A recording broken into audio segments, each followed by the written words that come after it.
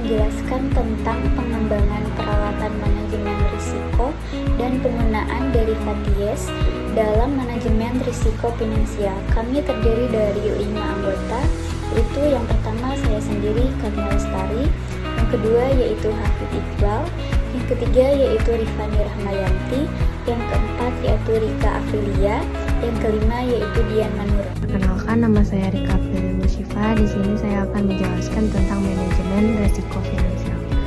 Manajemen risiko finansial adalah proses identifikasi, analisis, dan pengelolaan risiko yang dapat mempengaruhi kinerja keuangan suatu organisasi. Peralatan manajemen risiko. Yang pertama, identifikasi risiko. Langkah pertama adalah mengidentifikasi semua risiko yang dapat mempengaruhi organisasi baik internal maupun eksternal. Setelah risiko diidentifikasi, langkah selanjutnya adalah menganalisis kemungkinan terjadinya risiko dan dampaknya terhadap organisasi. Setelah menganalisis risiko, organisasi perlu mengevaluasi risiko tersebut dan menentukan strategi yang tepat untuk mengelola risiko. Perkenalkan, nama saya Rifani Rahmayanti. Saya akan membacakan derivatifas dalam manajemen risiko. Yang pertama ada pengurangan risiko. Derivatifas dapat digunakan untuk mengurangi risiko seperti risiko nilai tukar, suku bunga, dan harga komoditas. Yang kedua, peningkatan returns. Derivatifas juga dapat digunakan untuk meningkatkan returns investasi dengan mengambil risiko yang terukur. Yang terakhir, manajemen likuiditas. Derivatifas dapat digunakan untuk mengelola likuiditas seperti mengelola risiko yang terkait dengan arus kas. Selanjutnya ada jenis-jenis derivatifas. Yang pertama ada futures, kontak yang mewajibkan kedua belah pihak untuk membeli atau menjual aset tertentu pada harga yang ditentukan di masa depan. Yang kedua ada forward, yaitu suatu perjanjian antara dua pihak untuk mentukarkan suatu jumlah tertentu dari komoditas, surat-surat berharga, atau mata uang asing pada tanggal tertentu di masa depan dengan harga atau nilai tukar ditetapkan saat ini. Yang ketiga ada swap, yaitu kontak yang memungkinkan dua pihak untuk menukar arus kas yang terkait dengan aset atau kewajiban keuangan. Yang keempat yaitu ada option, kontak yang memberi hak kepada pemegangnya untuk membeli atau menjual aset tertentu pada harga tertentu di masa depan. Selanjutnya akan dibacakan oleh teman saya. Ya, selanjutnya ada strategi, hedging, dan derivatif. Yang pertama, identifikasi resiko. Identifikasi resiko yang ingin dikurangi dengan menggunakan derivatif.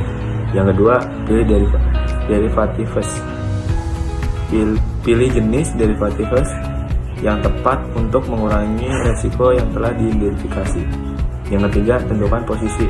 Tentukan posisi yang tepat untuk derivatif yang dipilih, baik long atau short. Yang keempat, monitor dan evaluasi.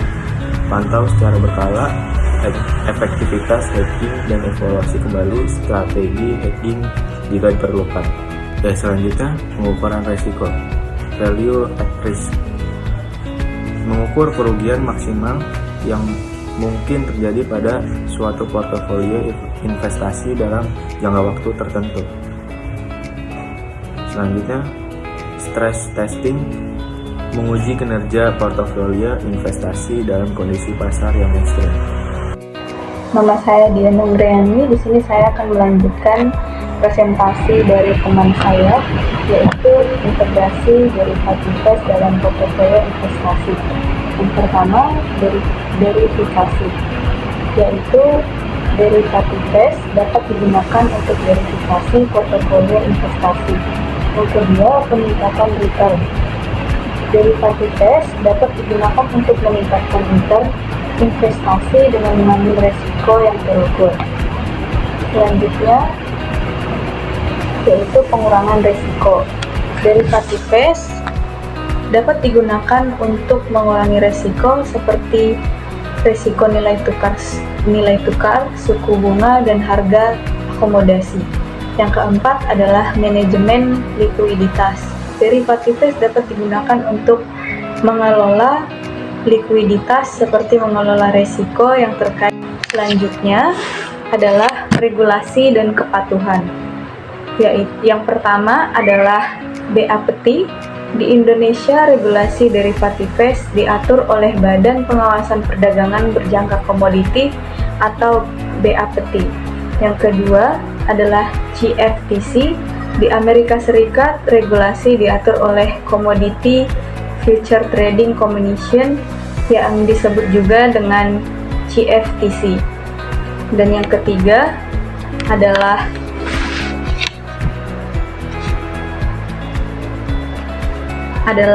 ESMA.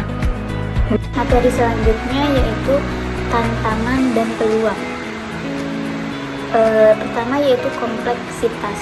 Derivatifes dapat menjadi kompleks dan sulit dipahami sehingga memerlukan pemahaman yang mendalam untuk digunakan secara efektif. Yang kedua yaitu inovasi.